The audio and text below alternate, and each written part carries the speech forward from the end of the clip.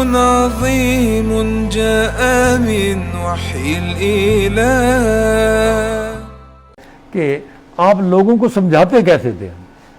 ہم ذرا اپنا جائزہ لے لینا جی. ہم آدم کی اولاد ہیں. کوئی ایسا بندہ ہے جی جس سے کوئی غلطی نہ ہوئی ہو؟ جی ایسا بندہ تو کوئی بھی نہیں ہوگا. سب سے غلطی ہو جاتی ہے, نوکروں سے بھی ہو جاتی ہے, مالی سے بھی ہو جاتی ہے, ڈرائیور سے بھی ہو جاتی ہے, میڈ سے بھی ہو جاتی ہے. تو ہو جاتی ہے تو بھول تو جاتے ہیں, کوتاہی ہو جاتی ہے, اولاد سے بھی ہو جاتی ہے. تو ہم کیا کرتے ہیں جی؟ آپ کی کیا رائے ہے جی؟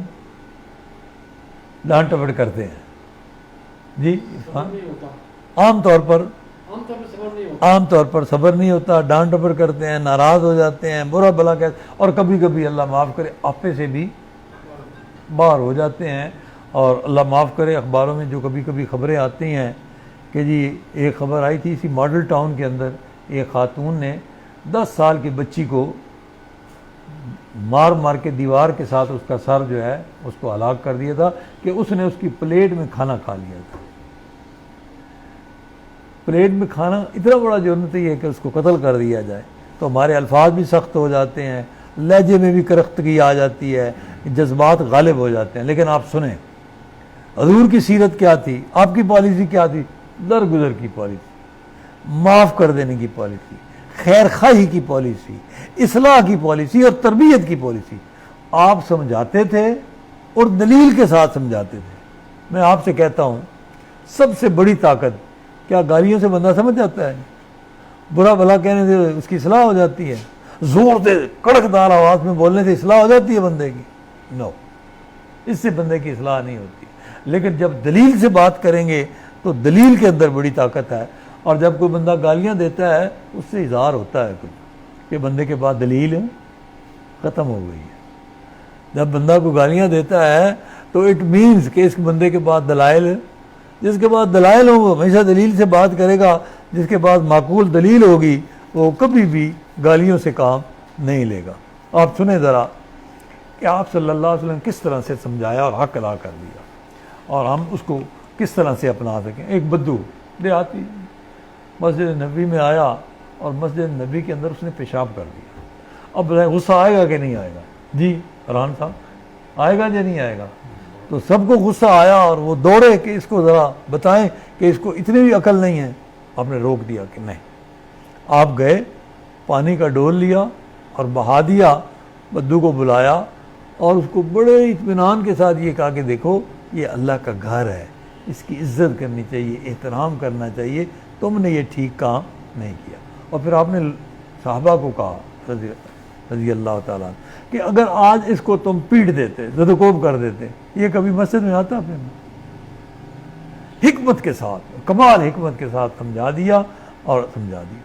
کسی نے بلغم ڈال دی, آپ نے اپنے ہاتھوں سے کھرچ کر اس کو صاف کر دیا اور پانی بہا دیا, کچھ بھی نہیں کہا کسی کو. کتنے لوگ ہوں گے. یہ اعلیٰ ظرفی جو ہے.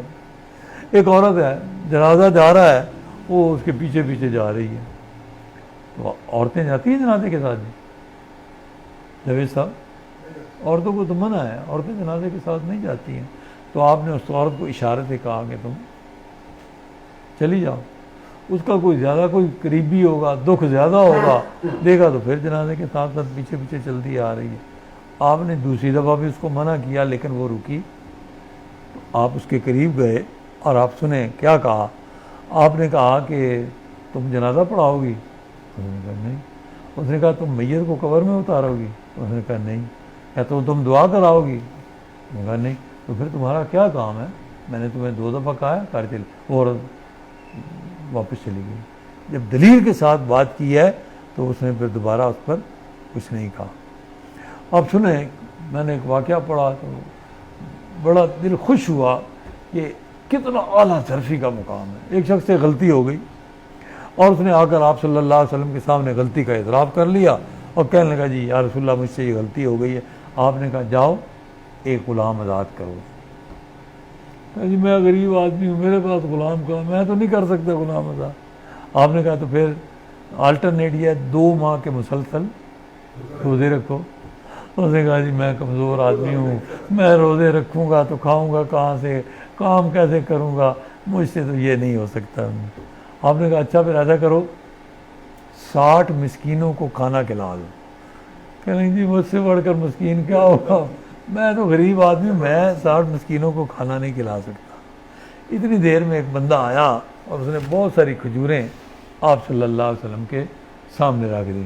تو آپ نے اس بندے کو کہا چلو لو یہ کھجوروں لو اور مسکینوں اور غریبوں کے اندر بانٹ دو. یا رسول اللہ مجھ سے بڑھ کر اور مسکین کو. آپ نے کہا اچھا چلو تم ہی لے لو. آپ ذرا اندازہ لگائیں, ذرا سوچ دیکھیں, ذرا ویژن دیکھیں کہ اس نے غلطی کی ہے, غلطی کا اعتراف کیا ہے اور اس کے اوپر جرمانے کے طور پر اس کو کہا جا رہا ہے اور پھر جرمانہ بھی وہ خود ہی لے کر اپنے اوپر ہی خرچ کر رہا ہے. آپ بھی مسکرا پڑے اور وہ بندہ بھی مسکرا پڑا, اور وہ جو سزا تھی وہ آپ دیکھیں کہ اس کا انداز کس طرح سے بدل دیا. تو مجھے اور آپ کو ایک پیغام دیا. کیا پیغام دیا؟ نرمی, ہتھولا رکھنا ہے. غلطیاں ہوں گی, کبھی بھی نہیں ہو سکتا کہ غلطیاں نہ ہوں, بچوں سے بھی ہوں گی, بیوی سے بھی ہوں گی, کسی نہ کسی سے ہوں گی, لیکن نرمی جو ہے, درگزر جو ہے, یہ میرے پیارے حبیب صلی اللہ علیہ وسلم کا طریقہ ہے. برداشت, یہ آپ کی ذات سے لوگوں کو کوئی خیر ملے, لوگوں کو کوئی بھلائی ملے.